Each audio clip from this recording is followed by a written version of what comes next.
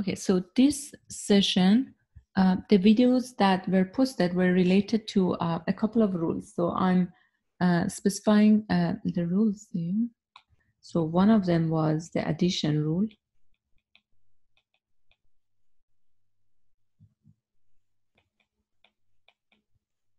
And the addition rule basically says that probability that A happens or B happens is probability of A plus probability of B minus probability of A and B, right?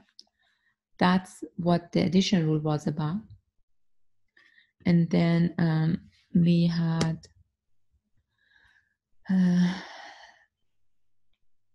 partition concept. Okay, we have the partition concept and mutually exclusive concept. And for this one, basically, if I have a sample space S, and if I have a couple of events, let's say events A, event B, and let's say event C and event D. So here, can I say that the intersection between A and B and C and D? So if I'm looking for intersection between A, B, C, D, these four events, is there any sample that belongs to the intersection of all these events? No. There's no intersection between these events, right? So then the intersection is empty. And then I can say that, so this is what we call as these events are mutually exclusive, meaning that there is no intersection between them. But at the same time, I also know that their union A, union B, union C, union D is what? What is their union? One. These are S? Yes, the union is S. So these are sets, not probabilities yet. So I'm just talking about the event A and event B and C and D. So when I look at their union is S. So their union is S. So then the probability of their union is 1. That's 1. Probability of sample space, which is 1. Okay. So probability of sample space is always 1, because if I just get a sample from this sample space, it definitely belongs to the sample space. That's where every sample belongs to, right? So probability of sample space is always 1. And then how about probability of their intersection? What is this probability?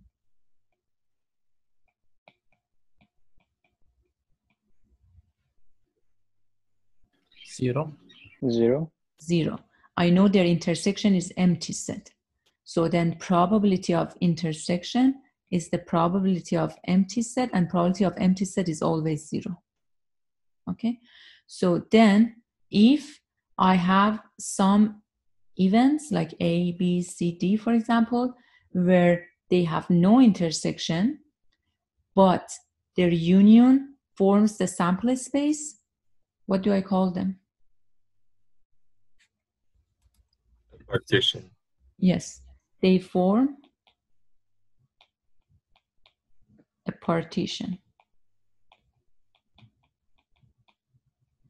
of sample space.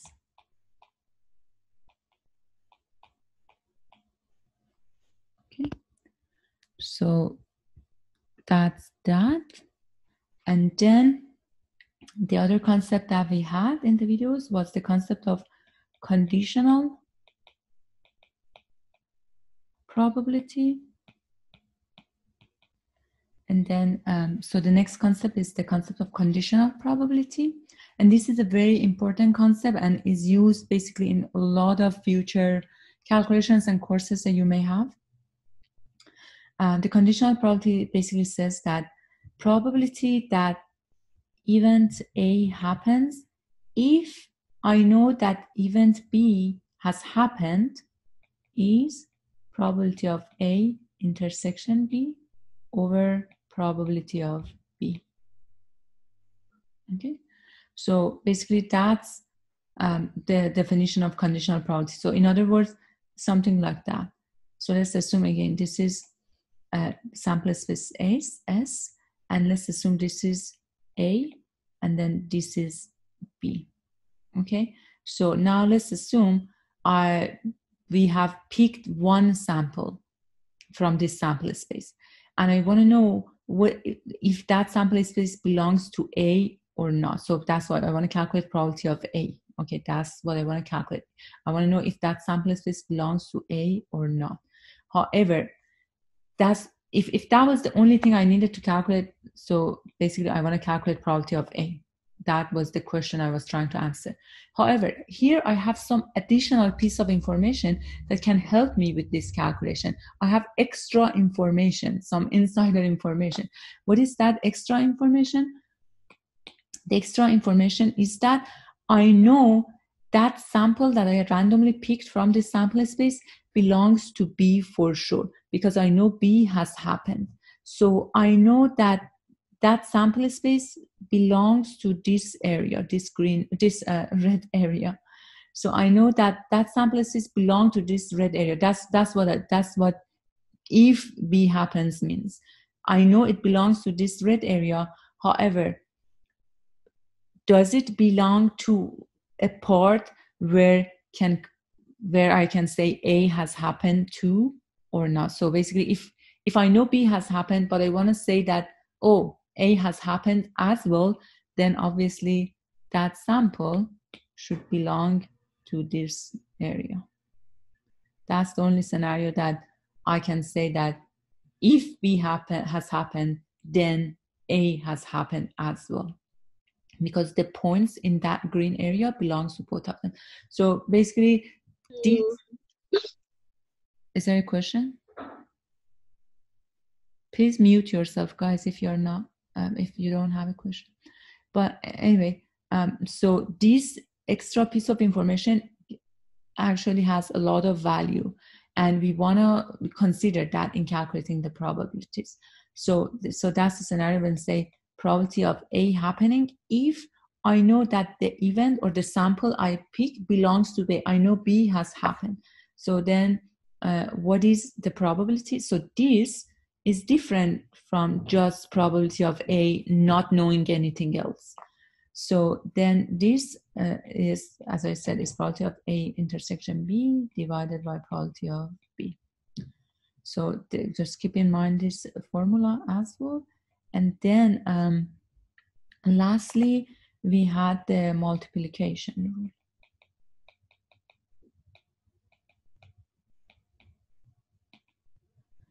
And in the multiplication rule, basically is the same thing as conditional probability. It's just we are going to rewrite it. So basically, as if I want to calculate this part now. I want to calculate probability of A and B. Then I say that is equal to probability of A condition B over probability of, multiplied by probability of B. Okay. And I want also you guys keep something else in mind as well.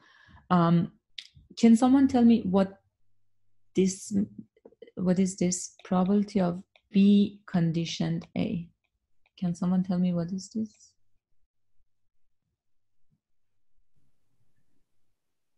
Probability of B and A over probability of A. Okay. Now I want to write the multiplication rule for this one. So then how do I write that? That's probability of B and A equals to? Probability of B for the given A times probability of A. Probability of A. Okay. So then I have this, And you also have this, which we got from here. One other piece of information that I want to give to you guys is that if I say probability that A happens and B happens, and then I say also probability of B happens and A happens, what is the relation between these two?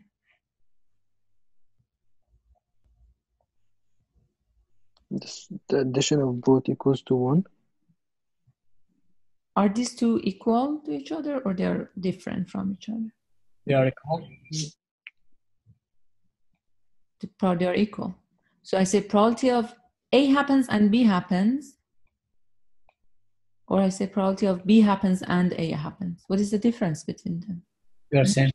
Yeah, they are the same. Still, I want the sample that I pick belongs to both A and B.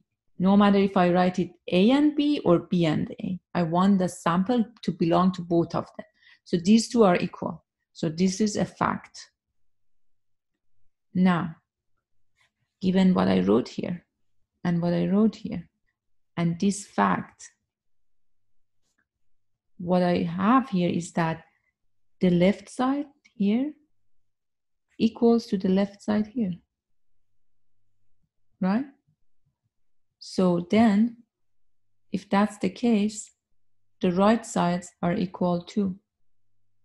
So then I can say probability of A condition B multiplied by probability of B equals to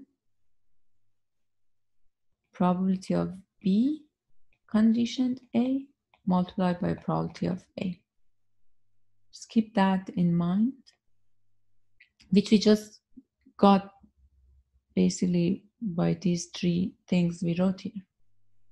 These two, you extracted yourself using just the simple definition of conditional probability and multiplication rule.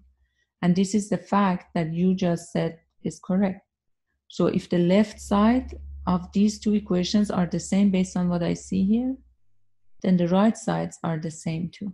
So just keep that in mind. You will use this rule actually in the videos for the next session. And then sometimes for some problems, it helps us as well, because sometimes you may need to calculate, this part, but you don't have everything. However, you can rewrite it like this, and then you may have the components of this part. And then you can still do the calculations, but using a different formula. So that's why I wanted to mention that. So you just notice. We'll get to the examples and we'll do a lot of problems, so you will get a better sense. But just keep that in mind as well. So these are basically the 4 main rules that we learned in this session. Is there any question regarding those before I get to the examples?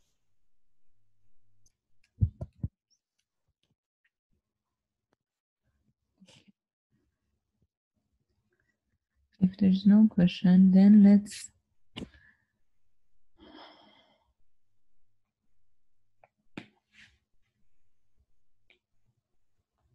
go to the examples. Okay. Okay. Let's go back to the same earthquake example that we were working on in the previous session. So I'm just going, so here again, I have a low level of earthquake, a moderate, and a high level of earthquake. And then in terms of the debris, I have light debris,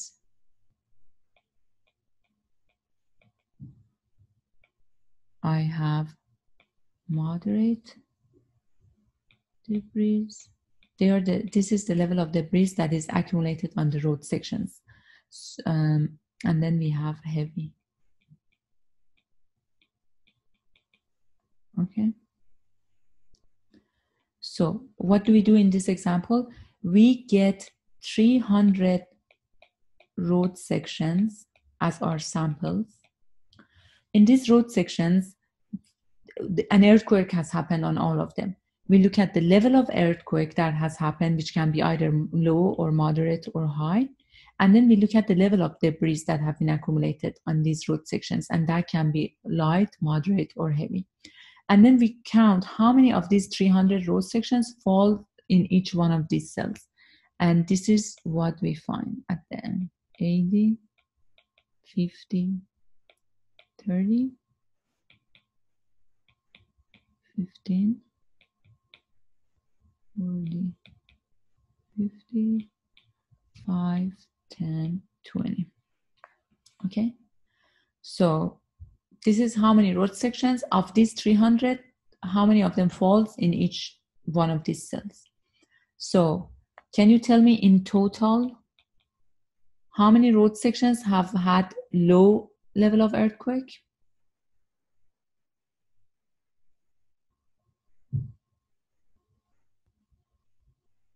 How many road sections have had low level of earthquake? 100. 100. 100. How many of them have had moderate level of earthquake? 100. And how many of them have had heavy level of earthquake? 100. 100 again, okay? So now, let's do some calculations here.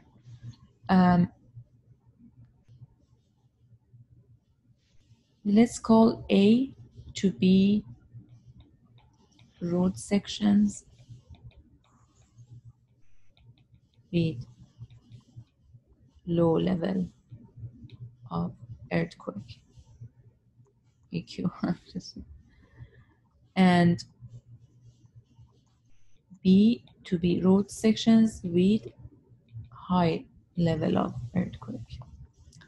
And C to be road sections with high debris. And D to be road sections with light debris. Okay. Now,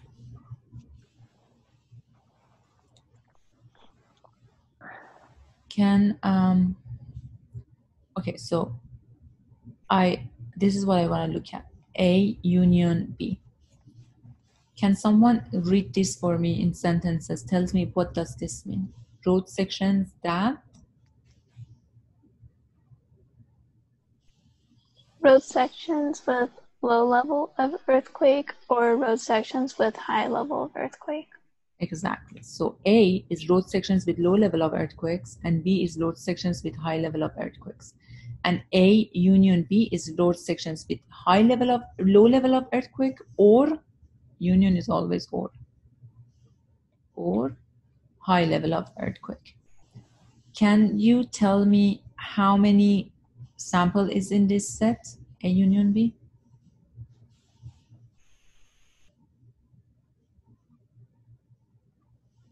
So set A union B. How many sample is in this? What did you say? 110. I can't hear. I hope you said 200, right? Yes. Okay. A union B. So 100 is in A, and then 100 is in B. A union B is 200. Now, okay. Now I want to calculate probability of A union B. So if you just want to calculate, given the fact that you know how many samples are in A union B, just calculate the probability simply. What is the probability? How do you calculate the probability? 200 over 300. The sample size over the total sample. The number of members in A union B over the total sample size. 200 over 300, that's 2 over 3. Now, let's do the same calculations, probability of A union B, using the addition rule. How do you write this? Using the addition rule. Probability of A given Addition. Probability of A plus probability of B minus probability of A intersection B. Exactly. Probability of A plus probability of B minus probability of A intersection B. Okay. Then, what is probability of A? 1/3. Which is, so probability of A happens. A is only 100. Road sections with low level of earthquake. 100/300. What is probability of B? Same thing. 100 of them have high level of earthquake, high. 100/300. What is the probability of A and B? Road sections that have low level of earthquake and high level of earthquake. Empty. So 0. 0. Yes. Road sections that have low level of earthquake and high level of earthquake, there is no road section with that specification. So that's an empty set. And the probability of an empty set is 0. So that gives me the same answer. 200/300 or 2/3. The same answer that we got from here. Also, one important things that we just saw here and you have seen in the video is that if A intersection B is empty, meaning that A and B are mutually exclusive, they have no intersection, then probability that A happens or B happens is simply probability of A plus probability of B. Why?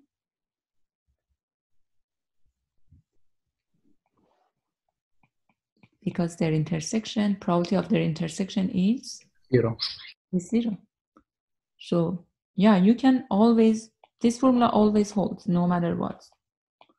Just pay attention that sometimes these terms becomes 0 when there is no intersection between A and B, and that's fine. Just put 0, get rid of it.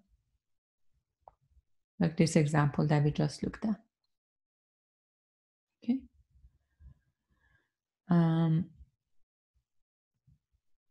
Okay, now let's do another calculation. Everyone is good so far? Any question? Okay.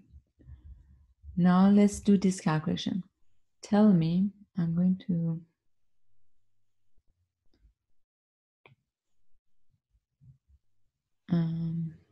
here. Oops, jeez.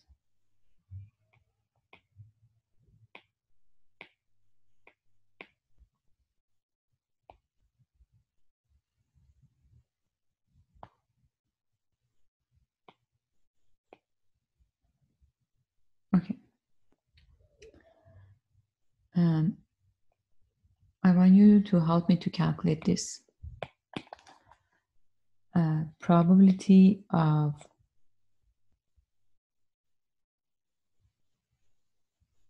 A union C. Based on the addition formula, can you tell me how to write this? Probability of A plus probability of C minus probability of A intersection C. Okay, perfect. Now, then probability of A. Probability of A is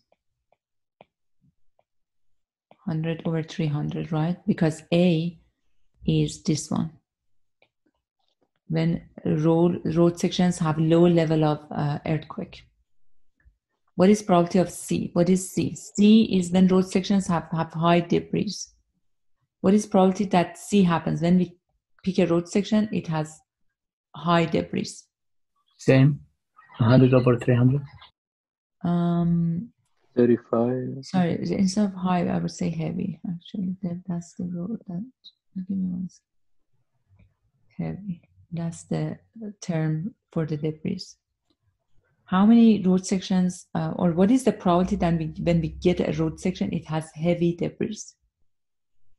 35/300. Yeah, so heavy debris is this part.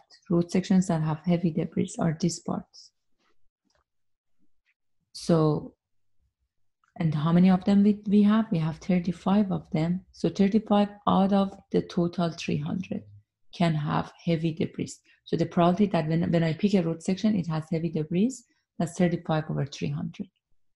And then minus probability that a road section has low earthquake and heavy debris. How many of 5 those? over 300. How many? 5. Okay, so to be able to do that, to be able to calculate the probability, first I have to find out how many members are in this set. A intersection C, road sections that have low level of earthquake and heavy debris. Low level of earthquake is this row. Mhm. And heavy debris is in this row, in this column. So the only part that belongs to the row and column is this. 5 road sections have low level of earthquake and heavy debris. So then the probability of this happening is 5 over 300. So that then would be 130 over 300, whatever it is going to be. So that would be the probability of A union C. Okay, so as long as you just use the formula, you know what is the addition probability rule, then the rest is just a calculation. Calculate probability of A, calculate probability of C, then calculate the probability of intersection and just replace it in the formula and you're good. Now, what time is it? Can you tell me what is probability of B? Okay, first, what is probability of B alone? Probability of B. Road section has a high level of earthquake. 1 over 3. 100 over 300, simple, or 1 over 3. Now I want to calculate something else. I want to calculate probability of B conditioned on C. Meaning that. Can someone read this for me? In a sense, just tell me what does this mean?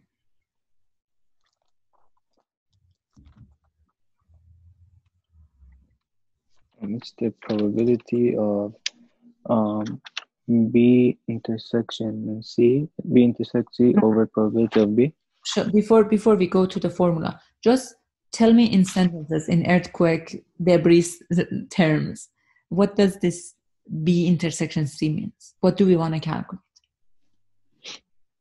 The probability of road sections with high level of earthquake if they have heavy debris. Exactly.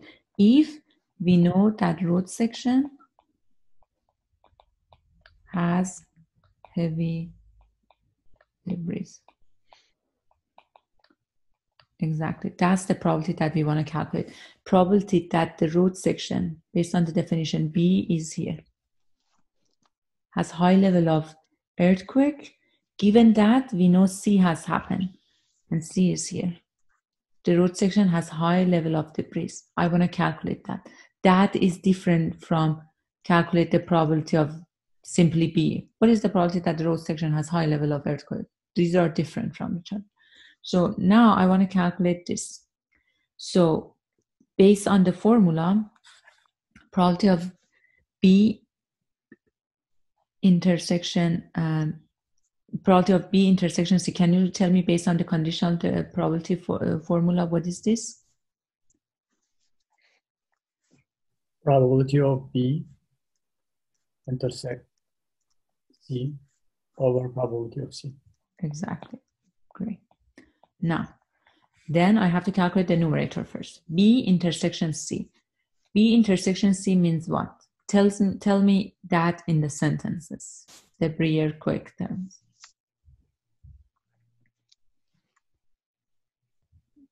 road section with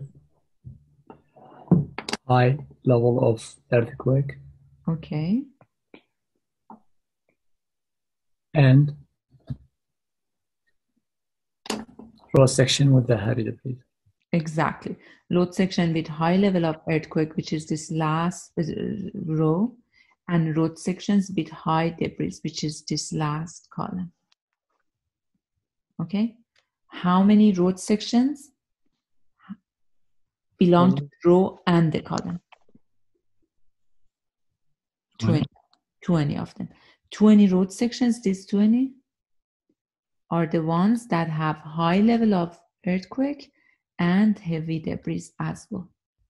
So then the probability of numerator is 20 over 300, and the probability of denominator, probability of C, which is just a high debris, is simply 100 over 300. no C. 35 over 200. C is high debris, everything in this column.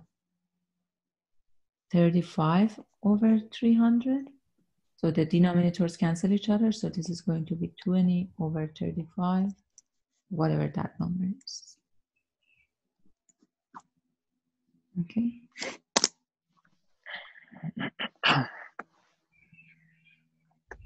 So that's just the simple use of the conditional probability formula. And now I want you to also, are we good so far, guys? Okay. If you're good with taking the note, I'm going to move this down.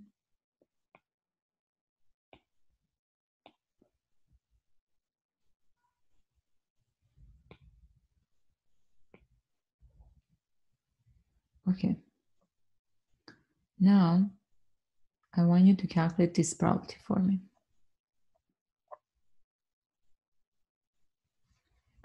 Probability that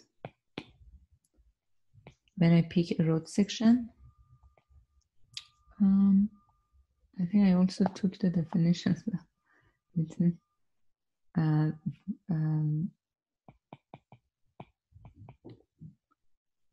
Probability of Is no earthquake. A and D. And D was the light level of debris. So, so I'm just going to write it here again. A is low earthquake, and D is light debris. Okay. I want you to help me to calculate this. Probability of A happens and D happens. First, before we get into the calculations of the formula and things, you can you tell me how many members are in this set? This is the set of road sections that have had low earthquake and light level of debris. 80. Okay, so low earthquake is this first row, low level of earthquake, and light level of debris is this first column. So the number of road sections that belong to the first row and first column are these 80. Okay, so then probability that when I pick a road section, it has low level of earthquake and light debris is just 80 out of the 300. However, I also want to calculate this using the multiplication formula. So can you tell me how I can rewrite this using the multiplication rule? Probability of A given D times probability of D. Probability of D.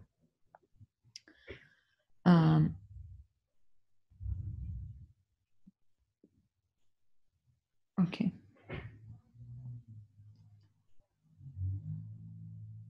Now, A given D.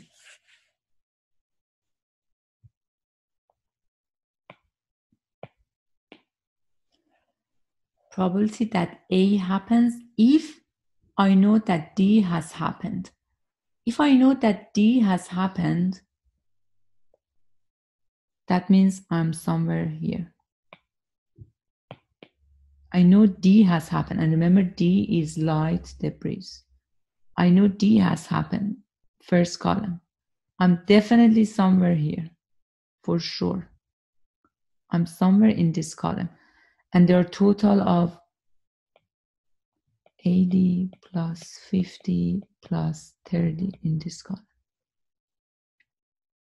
For sure, D has happened. So I'm somewhere in the first column.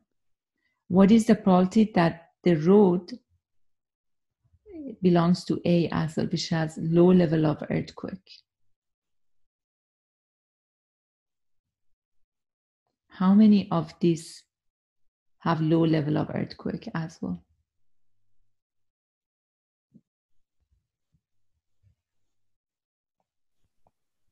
Only the 80. Only the 80. So I know D has happened for sure. So if D has happened, if the row has light debris, then 80 plus 50 plus 30 rows are the ones that have light debris. Out of these, how many of them have low level of earthquake as well? 80 of those. These multiplied by probability of D. What is probability of D? Probability of that D happens, low has light debris. 160 over 300. Exactly, that's 80 plus 50 plus 30 over 300. So if you do the calculations, the denominator and the numerator here cancel each other. So I have 80 over 300. Okay.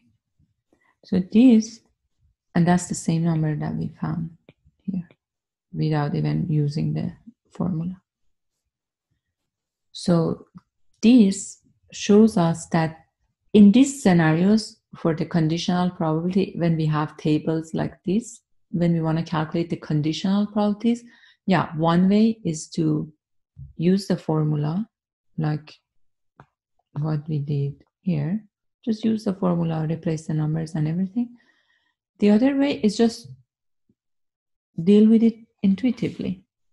So if I tell you, for example, here, what is probability that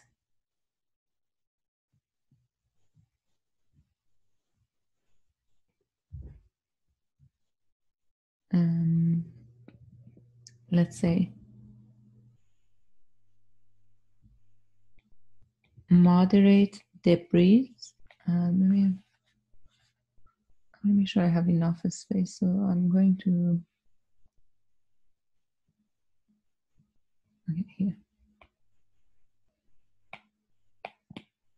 So give me the probability that the road section has moderate debris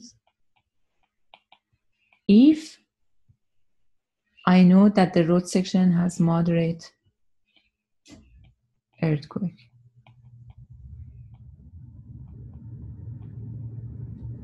Okay, obviously we can write the formula that is probability of moderate debris and moderate earthquake in the numerator divided by probability of moderate earthquake in the denominator, like what we did. That's one for sure.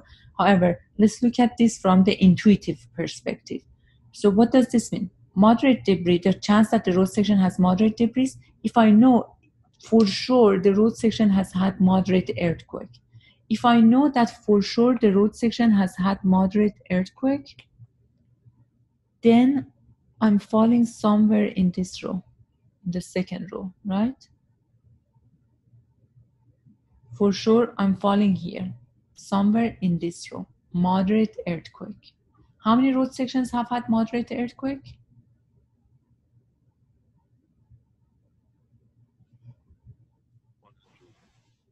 100? 100. How many? These road sections have had, these are the road sections that have had moderate earthquake. For sure, I'm picking one of them. This is the part that happened that I know for sure. So then the road sections that I'm picking is definitely one of the ones that has moderate earthquake. Now, what is the chance that the road section has moderate debris as well? So out of these road sections that have moderate earthquake, how many of them have moderate debris as well? 90. 105. How many? 5, you said? 105. Why? We are in this road. Do you agree? These are the road sections that have moderate earthquake, right? Because its earthquake level is here, moderate. And there are 100 of them. This, let me highlight that. This, right? These are the road sections that have had moderate earthquake. And that's the part that we know. Moderate earthquake for sure. And there are 100 of them. For sure, we are picking one of those. How many of those have moderate debris as well? 40. 40. Look at moderate debris column. So only of these three, only 40 of them have moderate debris. The rest have either light debris or heavy debris. So 40 of them have moderate debris.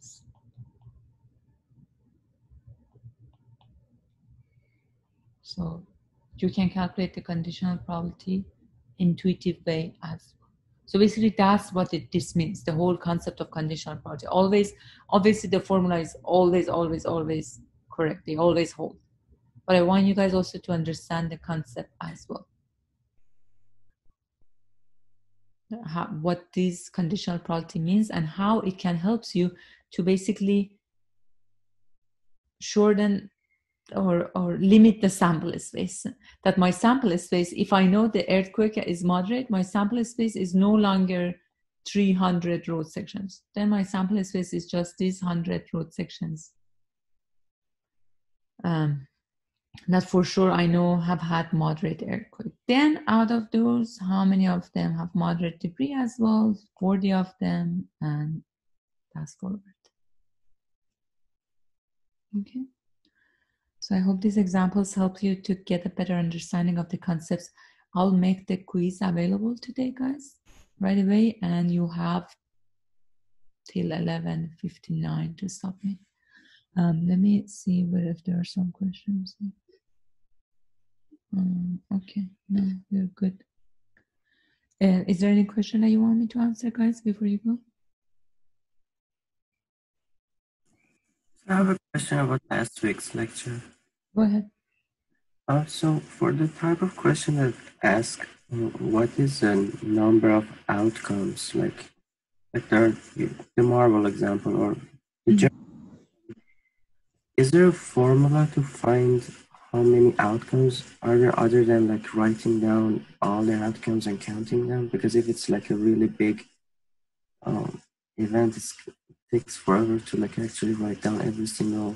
I think not that I think there are some formulas, but I think for the examples that were given to you guys in the quiz or homework, I don't think the number of possible options, there are many, so you may be fine by just finding the possible options, just writing them. But yeah, there are actually formulas, but that's the topic of the section on its own. And what are the potential formulas to find all possible outcomes of, I don't know, throwing a dice 3 times and things like that. But if you have specific questions, I can definitely try to explain that. But the answer to your question is yes, but those are all the concepts that we call as combinations and so forth. And they are in chapter 2 as well, but we are not covering them because that's not the focus of the chapter. But it's more than calculating the probabilities. And that's why the examples, as I said, that I give in the quiz or in the exam are the ones that you can relatively quickly find the potential outcomes if you just write them down. Okay. Thank you. Sure.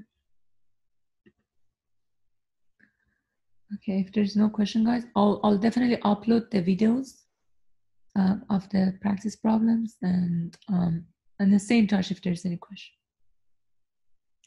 Bye. Thank you. Bye. Bye.